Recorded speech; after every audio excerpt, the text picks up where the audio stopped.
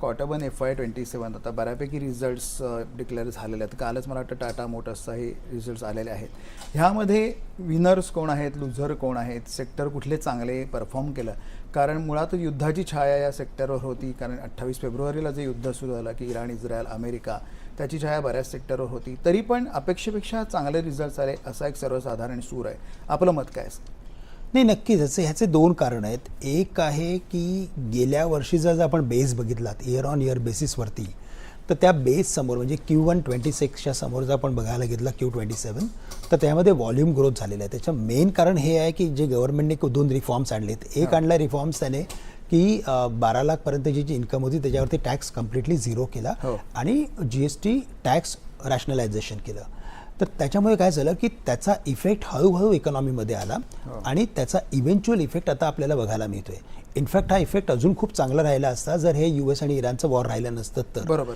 पण सध्या मला असं वाटतंय की तरीही जे नंबर्स आलेले आहेत, जसं तुम्ही सांगितलं की वॉर वगैरे चालून सुद्धा जर क्वार्टरली नंबर्स येत असतील तर ह्याचा अर्थ असा आहे की आपली इकॉनॉमी इंटरनली थोडी स्ट्रॉंग होत आहे. आणि जर म्हणजे येणारे अजून एक क्वार्टर बघायला घेतलं तर तेव्हा पण आपल्याला बेस्ड ऑन कमेंट्री वाटतं चांगलंच राहील. सेक्टर्स बघायला घेतलं तर स्पेसिफिकली ऑटो सेक्टर चांगलं आहे. अजूनही ऑटो सेक्टर पुढच्या एक क्वार्टरपर्यंत चांगलं राहील. अजूनही व्हॉल्यूम ग्रोथ बघायला मिळेल.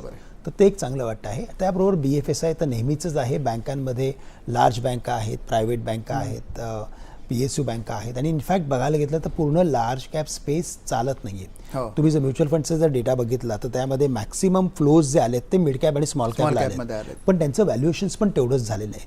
तर मग आता काय होईल, दोन गोष्टी आहेत. एक तर स्मॉल कॅप किंवा मिड कॅपचे व्हॅल्युएशन्स खाली येतील लार्ज कॅपला मीट करायला, किंवा लार्ज कॅपचे व्हॅल्युएशन्स वाढतील स्मॉल कॅप आणि मिड कॅपला मॅच करायला.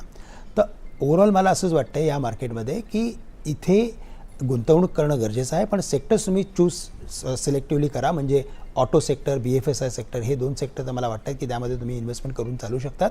आणि त्याच्या व्यतिरिक्त डिफेन्स ज्याच्याबद्दल तुम्ही बोललात, आय थिंक ते एक सेक्टर आहे की जिथे अजून नवीन इन्व्हेस्टमेंट्स येऊ शकतात.